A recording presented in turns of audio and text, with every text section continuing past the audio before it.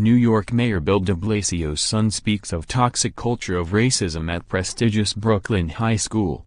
The son of New York Mayor Bill de Blasio has spoken about he claims is the toxic racist culture he experienced at the prestigious Brooklyn public school he attended.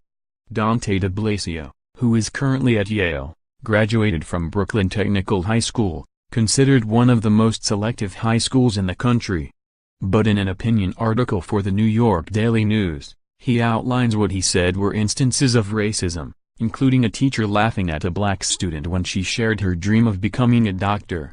He said white and Asian students used racial slurs to about black students, when teachers ignored a black student's complaints after he was called the N-word and monkey by his peers. The year after he graduated from Brooklyn Technical High School, the hashtag #BlackInBrooklynTech started appearing as his social media.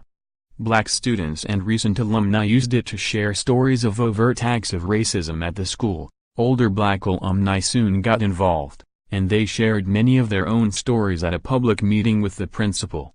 The current and former students who drove the campaign were sick of having to defend their right to earn an elite education in the face of adversity from the students and faculty meant to support their success.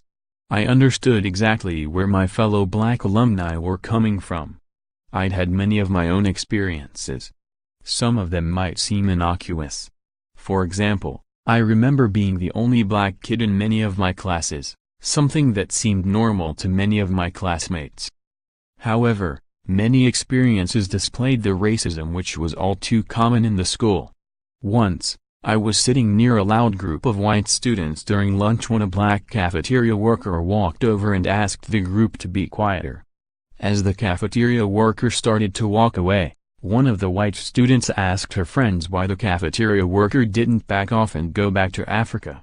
Much of the blame for the atmosphere he describes can be laid at the door of the school's admission test, which he claimed meant only people of color made up only 15% of the students. It seems obvious that a major contributor to the toxic nature of race relations at the school is the simple fact that so few people of color are offered admission, said De Blasio. His father has introduced a plan to change the way students will be chosen for 8 of the city's elite specialized high schools. Under his proposal, 20% of seats at the schools would be reserved for students from under-resourced middle schools who score just below the cutoff score on a standardized test, which is now the sole criterion for entry.